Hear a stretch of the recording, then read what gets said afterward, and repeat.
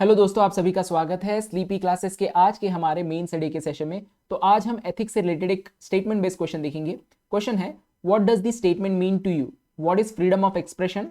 Without freedom to offend it ceases to exist. Salman Rushdie.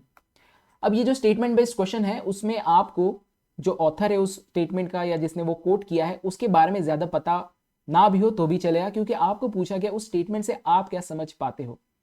तो इस question को कैसे अप्रोच किया जाए, पहले हमें समझना होगा ये क्वेश्चन जो है इसका मतलब क्या है, तभी हम इसे अप्रोच कर पाएंगे। तो अब अगर हम देखेंगे क्वेश्चन में कहा गया है कि फ्रीडम ऑफ एक्सप्रेशन क्या होता है। अगर किसी को वो फ्रीडम ना हो जिससे किसी और को कष्ट पहुंचे तो फ्रीडम ऑफ एक्सप्रेशन ये सीज टू एग्जिस्ट हो जाता है, यानी ये समाप्त हो जाता है। यानी यहाँ पे फ्रीडम ऑफ एक्सप्रेशन को क्रिटिसाइज किया है सलमान रश्दी ने। यानी जो भी फ्रीडम ऑफ एक्सप्रेशन के मायने हैं आज की दुनिया में, वहां पे उस पर रीजनेबल रेस्ट्रिक्शन लगाया गया है। और कई जगह पे ऐसे भी रीजनेबल रेस्ट्रिक्शन हो सकते हैं कि आप किसी को ऑफेंड ना करें। तो सलमान रश्दी कहते हैं यहाँ पे कि अगर ऐसा कोई कर्टेलमेंट होता है फ्रीडम का एज पर लॉ और से एनी कन्वेंशन, तो वो फ्रीडम ऑफ एक्सप्रेशन को खत्म कर देता है। अब इसी चीज को हमें समझाना है हमारे वर्ड्स में। तो इसे अप्रोच कैसे करेंगे? तो सबसे पहले इंट्रोडक्शन में हम बेसिक जो स्टेटमेंट है उसकी सिंप्लीफिकेशन करेंगे या सिंपल मीनिंग बताएंगे। इसके बाद हम दो पार्ट में इसे डिवाइड कर सकते हैं या तीन पार्ट में डिवाइड कर सकते हैं। पहले तो हम कहेंगे we will go with Salman Rushdie कि हाँ, फ्रीडम ऑफ एक्सप्रेशन में फ्रीडम टू ऑफेंड या राइट टू ऑफेंड भी होना चाहिए। ये फर्स्ट पार्ट होगा। इसके बाद सेकेंड पार्ट में हम कहेंगे कुछ रीजनेबल रेस्ट्रिक्शंस होने चाहिए, इसके जस्टिफिकेशन देंगे। और फाइनली हम एक वे फॉरवर्ड बताएंगे बिफोर कंक्लूडिंग।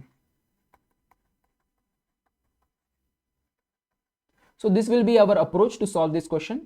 तो यहां पे जो सिंपल मीनिंग बनता है, जो हमने अभी एक्सप्लेन भी किया है इंट्रोडक्शन में, हम कहेंगे कि फ्रीडम ऑफ एक्सप्रेशन अगर हम कहे कि कंस्ट्रेन किया जाता है, why? Because there is a risk of offending someone else, तो वो freedom of expression null and void हो जाता है। यही इसका मीनिंग है, ये हमने इंट्रोडक्शन में बता दिया।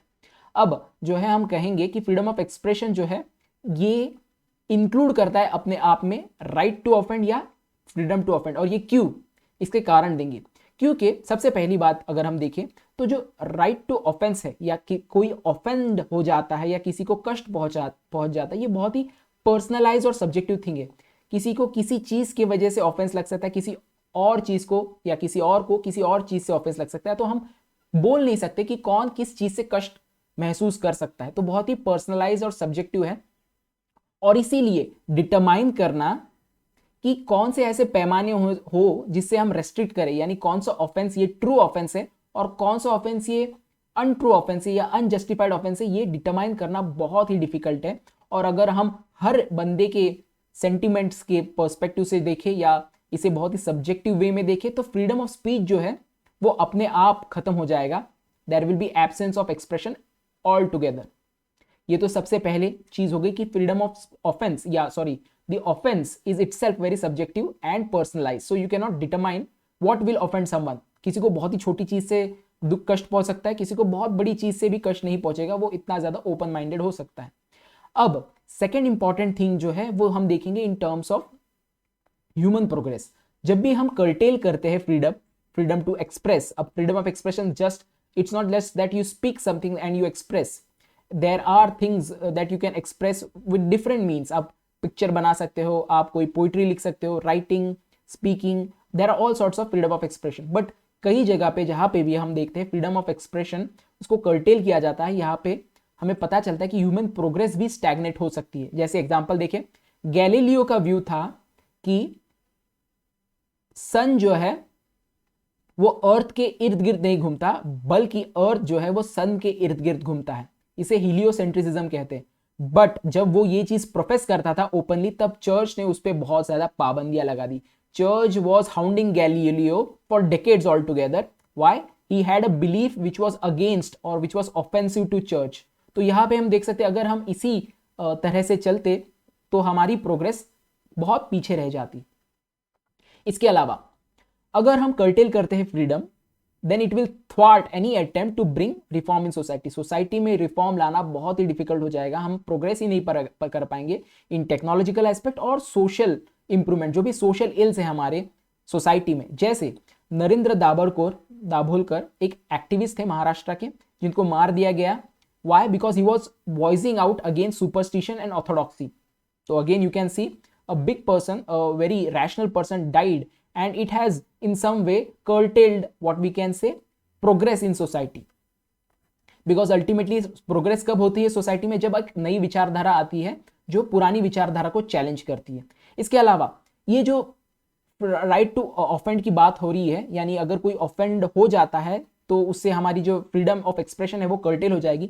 ये कई बार पॉलिटिकल टूल की तरह इस्तेमाल किया जाता है, सेंसरशिप यूज की जाती है और इसके पीछे बैकिंग दी जाती है इन टर्म्स ऑफ रिलीजियस ऑर्थोडॉक्सी और डॉगमेटिक बिलीफ, और एक मॉरल हाई ग्राउंड जो है वो पॉलिटिकल जो एंटिटीज है वो अटेन करते हैं और अपने अपोनेंट को साइलेंस कर देते हैं। तो पॉलिटिकल एंटिटी भी इस पर्टिकुलर कंसेप्ट का इस्तेमाल करती है कि अगर कोई ऑफेंड हो जाता है तो हम इसे बोलने नहीं देंगे, और अपने अपोनेंट्स को ही वो एक तरीके से साइलेंस कर पाती है, यानी there could not be any other rural in there place.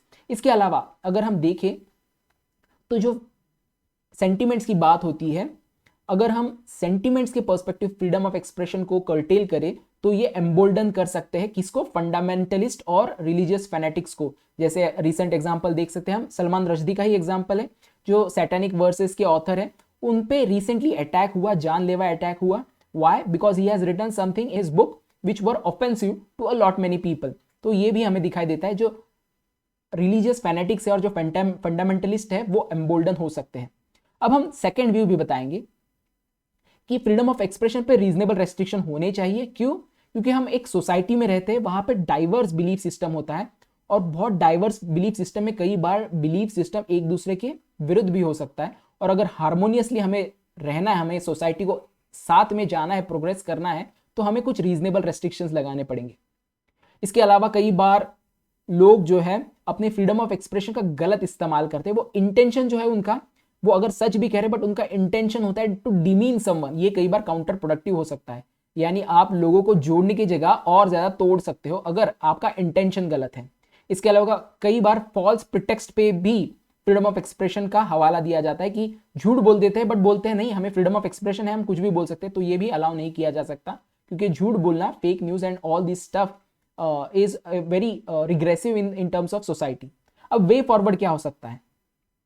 तो सबसे पहले हमें ये चीज माननी पड़ेगी कि अगर कोई चीज फैक्चुअली ट्रू है, अगर वो सच में सही है, तो कोई भी सेंसिटिविटी बीच में नहीं आनी चाहिए फ्रॉम एक्सप्रेसिंग इट। अगर कोई भी चीज सच है तो there should be no sensitivity that can be entertained and the freedom of expression can be curtailed based on that sensitivity. इसके अलावा कंस्ट्रक्टिव क्रिटिसिज्म हमेशा प्रोटेक्ट किया जाना चाहिए, और हेट स्पीच जो है वो सिर्फ लॉ के हिसाब से ही डील किया जाना चाहिए, मॉब जस्टिस नहीं हो सकती उस जगह पे। तो constructive criticism should be protected and encourage, and hate speech should be dealt with as per law only.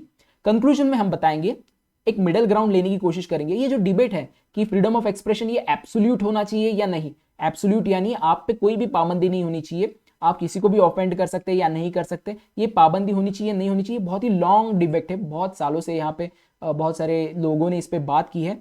But जब तक ये सुलझ ना जाए ये क्वेश्चन, हमें एक प्रिंसिपल के साथ चलना पड़ेगा। The first principle of theory of justice. Theory of justice क्या कहती है? वो कहती है everyone has equal right to broadest possible of basic liberty as long as the liberty is compatible with that of others।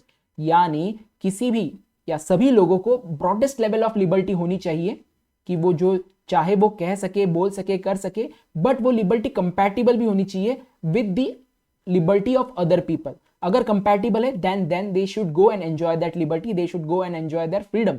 तो इस तरह से हम इसे कंक्लूड कर सकते हैं। बहुत ही अच्छा एक टॉपिक है ये, इस साल एग्जाम में आने की बहुत ज़्यादा गुंजाइश है। तो prepare on this lines and you will give a right answer and a good answer.